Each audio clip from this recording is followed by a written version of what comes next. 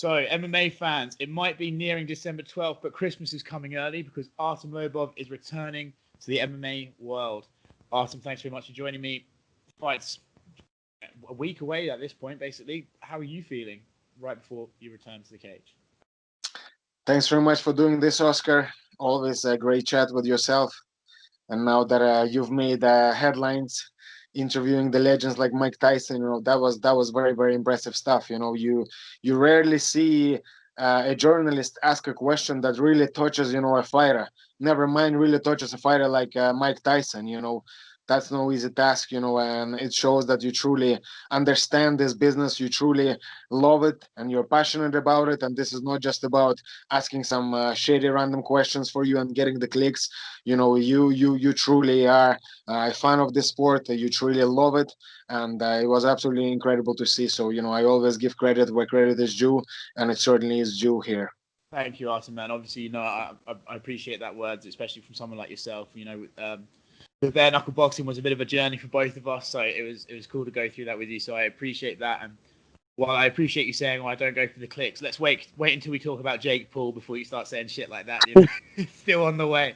Hey, there's no harm, you know what I mean? It needs to be a well balanced thing, you know what I mean? At the end of the day, this is still a business, this is still a job for you, and it's only a job if it pays money. If it doesn't pay money, it's only a hobby. And in order for it to pay money, you do need to, engage sometimes in a little bit of a clickbait, you know what I mean? But it has to be good clickbait so that when you click on it, then there's something valuable there for you to read. And it's not simply just the fucking shitty headline that they normally do, because those kind of clickbaits I hate. You click and there is no substance to the article. There's nothing else to read about. Whereas this is not the case with you or Ireland and all the top journalists. Yeah, the headline makes you click on it, but then when you go to read it, it's serious stuff. It's great stuff. So why not? Yeah, I feel the same about that because I hate the idea of when you click on something you feel conned. Like, oh fuck, they got me again. I hate that feeling of you go on it and even when you're clicking on it, this is not going to be anything, and then it isn't, and you just feel like, oh god. And I feel as long as you can sort of provide something at the end of it, like you just said, then it's worth it for people. So let's hopefully we'll do that. How are you feeling before the fight? How's training going?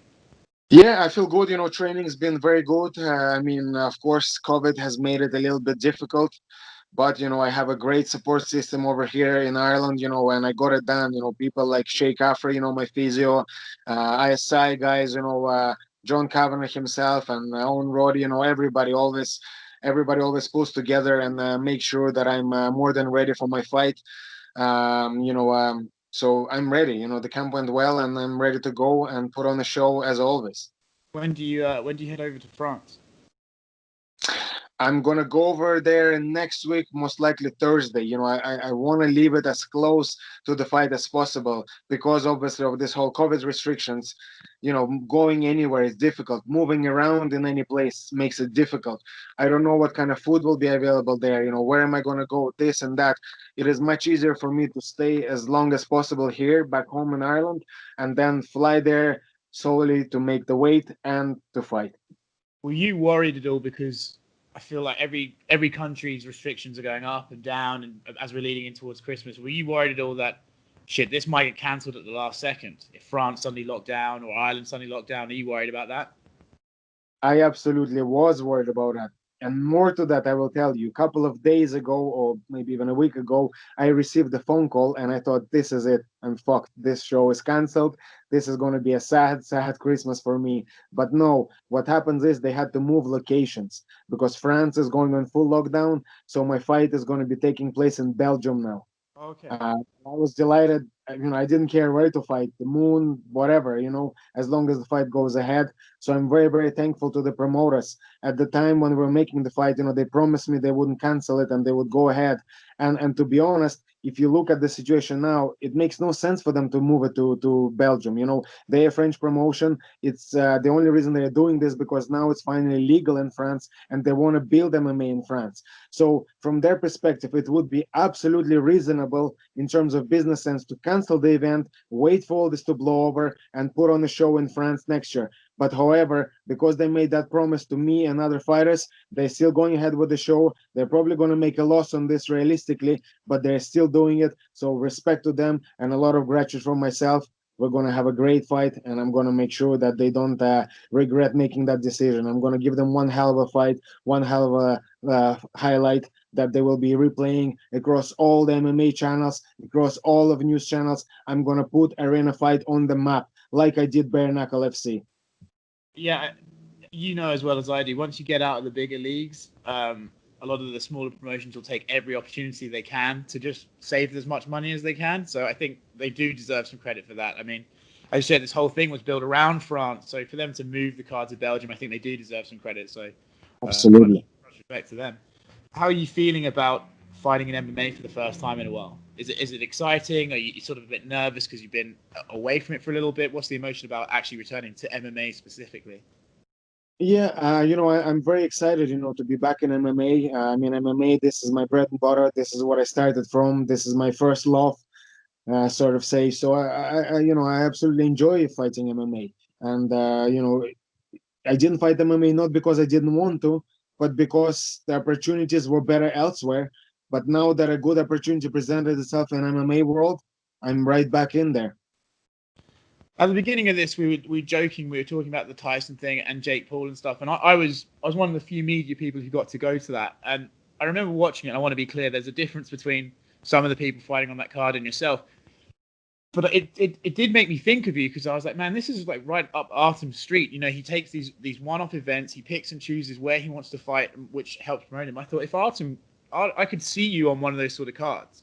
I really could. What did you think about the whole Tyson thing, the whole using a card as entertainment as well as a fight card? What did you think of Tyson's return and all that stuff? I honestly enjoyed it. And to me, Mike Tyson and Roy Jones, these guys have achieved everything possible to achieve. They've proved everything that needs to be proved. So if these guys are enjoying themselves, they're happy, and they want to do it, then why the hell not? You know what I mean? These guys have earned the right to do whatever the fuck they want. So if they want to fight, why not? And to be honest with you, to my surprise, the fight looked good. Especially Tyson. He certainly looked very ready. He certainly looked focused. He certainly looked motivated, and I enjoyed the show. And why not combine it with even this YouTuber Jake Paul? I mean, at the end of the day, he did bring in the views, and why not? If somebody doesn't like it, just don't watch it. But the fact that it brought in 1.5 million pay-per-views says that people do want to see it. People do enjoy this sort of stuff. So why the hell not? And at the end of the day, he did still fight. It was a real fight. It was not a setup. Yeah, it was not the toughest opponent ever, but they still, both of them had to step in there and throw down. Fighting is not easy at any level. So why not? I enjoyed it, and I would certainly enjoy being part of it as long as the paycheck made sense. Because for me, fighting one of those guys, it doesn't really do anything for me. Uh, so it would have to be a fully financial reward for me. That's just me being honest. I mean, on Jake Paul, I mean, he called out Conor, which I think you and I probably have a similar expectation of ever occurring.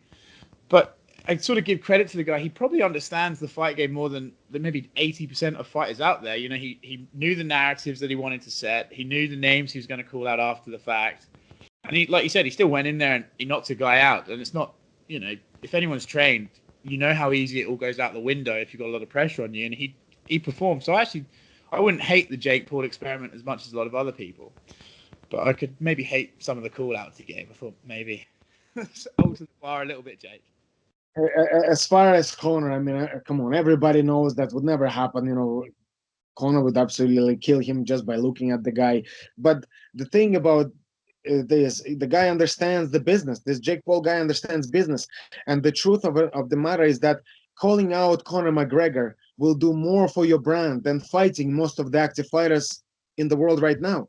That's just the truth of the matter. And to be honest, I have a term for this for many years already. I call it a safe call out, where you're calling out Conor, you're getting all the media that comes with it, but you don't actually have to fight him. And many guys have done that before. I myself would probably be doing that if me and Conor weren't friends and if we weren't, training partners. Because why the hell not? All you have to do is mention Conor's name. You don't have to fight him, and you get all the media attention. Every article, every newspaper in the world was talking about it. So why the hell not? All the power to him. He did it. I'm sure Conor didn't even blink, over it.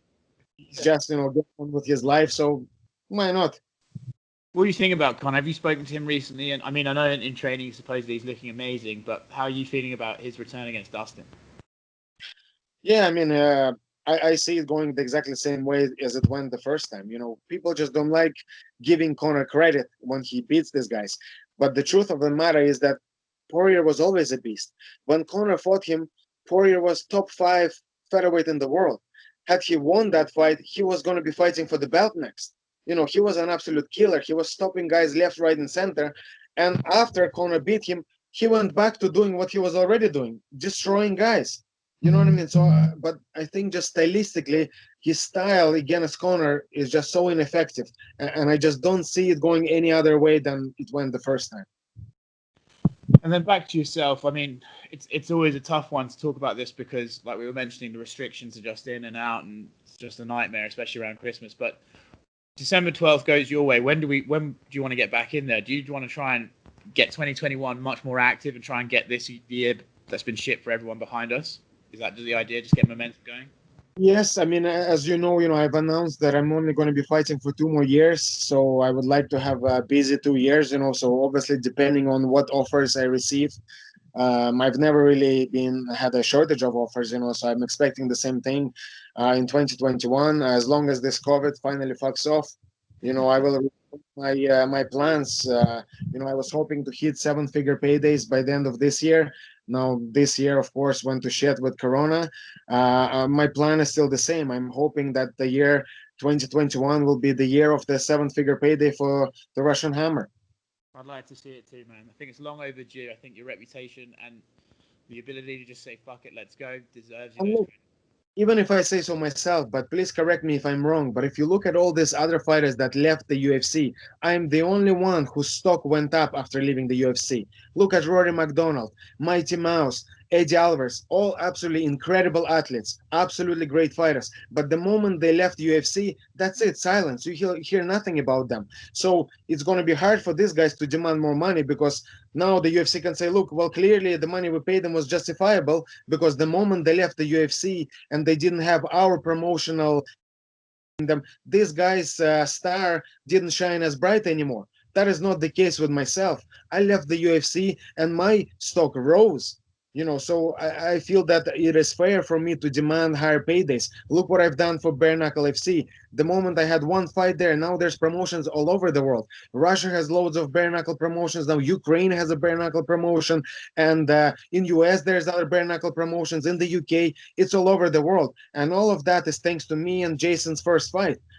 So yeah, I demand high pay, but it's justifiable. On top of that, I'm one of the only fighters in the world that never pulls out. That is straight away. That means that hiring me to fight is in a way a hedging strategy in order to reduce the risk. Because how many times do you see promotion promotes the fight, pumps huge amount of money into it, and then one of the guys pulls out and everything goes to shit? This is something you don't have to worry about it when I'm fighting for you. But hedging strategies cost money. So if you want to be safe and secure that your main event isn't going to fall through and you want me to do it, well, then you have to reward me for it. You have to, financially reward me. You have to pay me more. That's why I demand these paydays. And then, of course, the fans know exactly what to expect with me. No matter what it is, no matter what kind of fight it is, I always bring it. It's always going to be exciting, and the people are always going to be tuning in. That's why show me those seven figures and let's go. Yes, awesome. I love that. Man, I think hopefully I'm not biased, but I completely agree. We've seen people leave the UFC, and I remember, I think a lot of it has to do with your fight with Jason, how amazing that fight was. But then you had the Paulie fight, and that was one of the biggest things of the year outside the UFC with none of their promotion. I think people underestimate how savvy you are of a businessman. I think the combination of you being a savvy businessman as well as just being a through and through fighter. Come on, pay the man promotions. Pay this guy. Let's go. Right, Artem, we'll leave it there, man. It's always a pleasure to talk to you. Thank you for the kind words at the beginning, and I'll catch up with you soon, bro. So much, Oscar. Right.